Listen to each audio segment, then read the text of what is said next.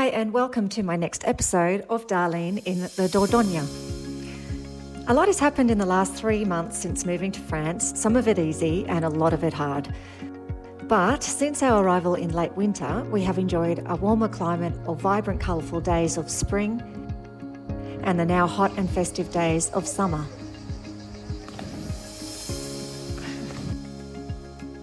My husband Sean and I moved from Australia to the southwest of France in late March. We bought a deceased property that is a bit run down but has so much potential. What that means really is that there is a lot of work to do that we have started and plenty of work to keep us busy for years to come. Please check out my earlier episodes if you want to see more about the property and the plans we have moving forward. And please subscribe if you want to be alerted of further episodes.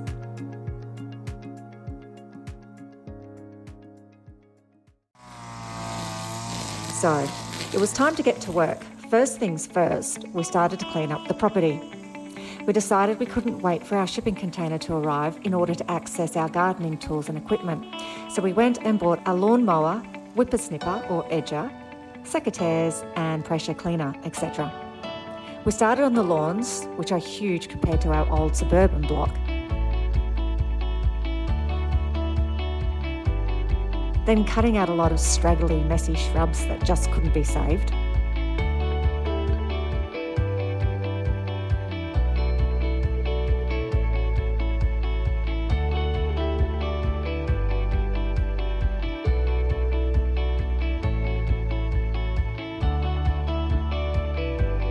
And next, we started cutting out dead hedges and a lot of scrappy trees around our maison.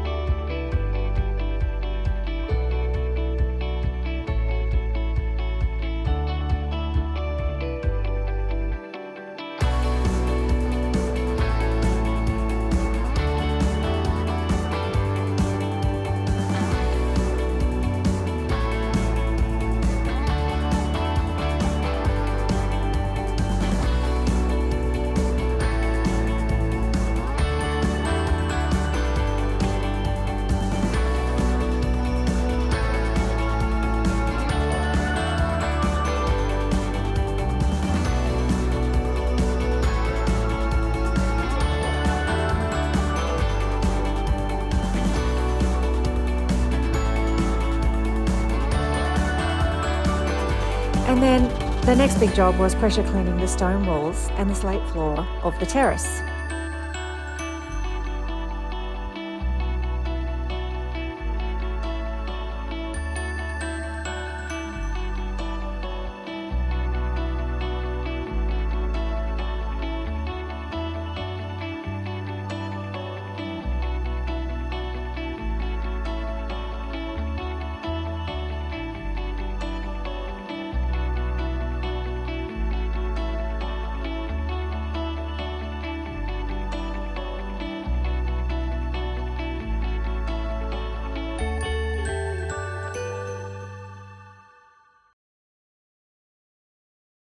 We did an assessment, and I sort of knew this when I first looked at the property. I checked out the quality of one of the hedges, let's say the viability of one of the hedges, and unfortunately it's half of it's dead and half of it's overgrown by another type of variety.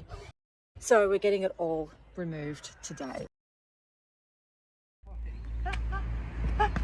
My man. Just give me my beer. My man. Une bière. There's your beer.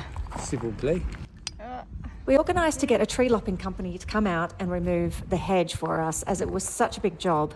So we were both very surprised to find 2 men arrive in a small van towing a small trailer. No trucks, no mulches. They obviously do things very differently here in France. Got a bit of work ahead of us here. Oh yeah. But there's mine. There's more shit to cut out yet. Do you think that'll cover over, or is that going to stay like that? Yeah, it'll grow over.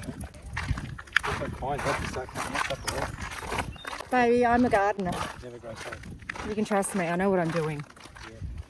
He likes to think he knows, but he doesn't. What do you know about varieties of plants, Owen?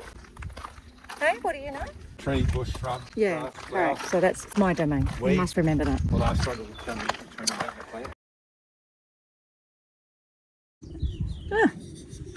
Look at that. Ooh. That's pretty good.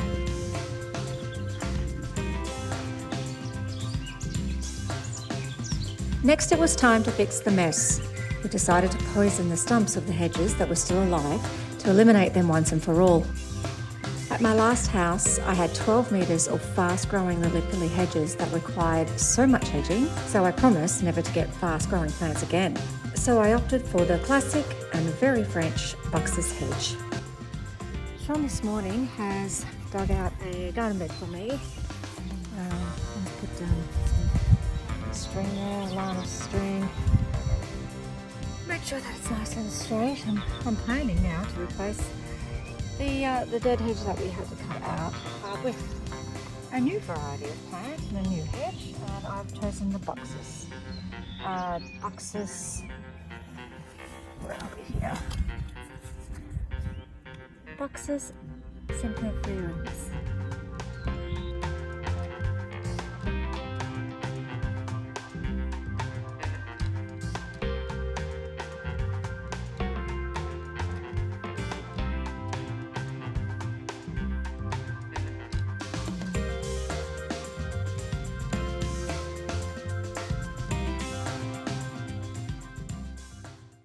So a couple of things happened next.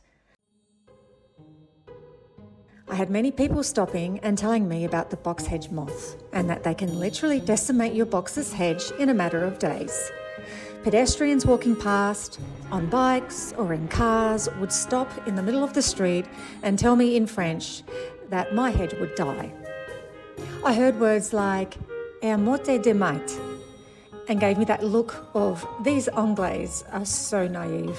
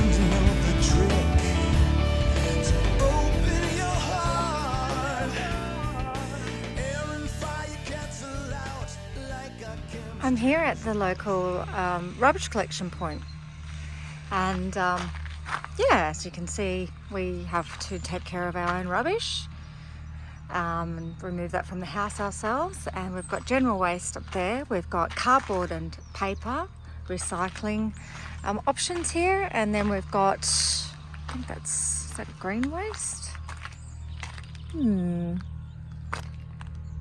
What am I seeing? Bottles, glass. There is glass. So yeah, there you have it. Time to get to work. We've certainly been busy with so many projects on the go.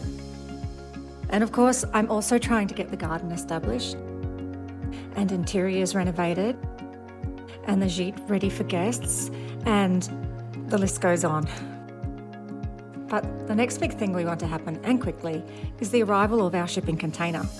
We paid insurance for full replacement of all items in case of any issues during the long trip from Australia. And fingers crossed, it should arrive any day now.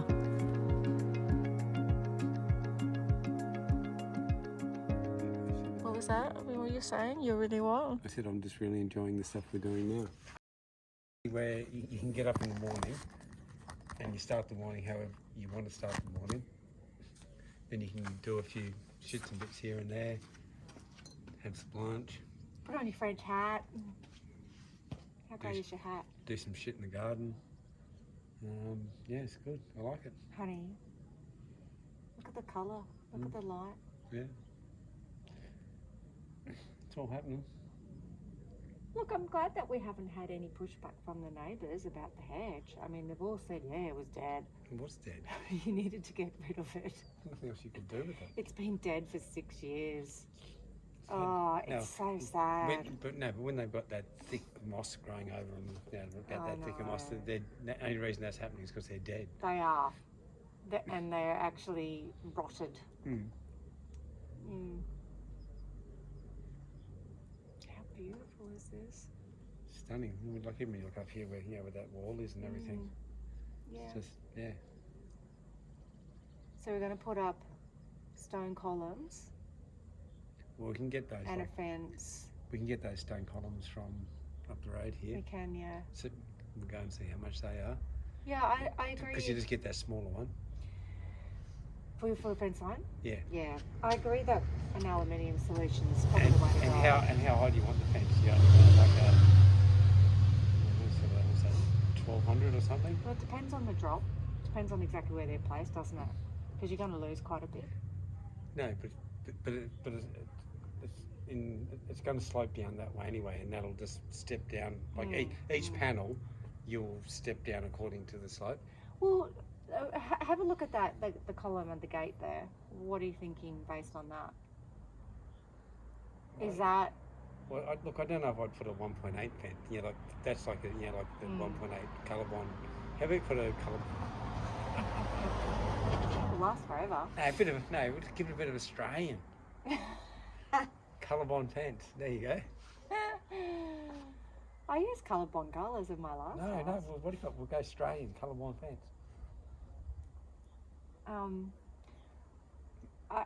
Look, I'm only pointing that out because that's the end. That's the end point. 1.2 meters. 1.2 would be up to my shoulders. No, 1.5. Where's the 1.5? 1.2 up to your shoulders. I used to high jump 1.5. Where's 1.5? Here? Well, yeah, it'd have to be at least shoulder height. I used to Flosby flop. Oh, those were the days. Yeah. 35 years ago. I will leave you with some of my favourite photos of Mr. Smith and of course Chewy and Jackson. If you have any questions about our journey so far, please let me know. Otherwise, I look forward to seeing you again soon, or as they say here in France, à bientôt.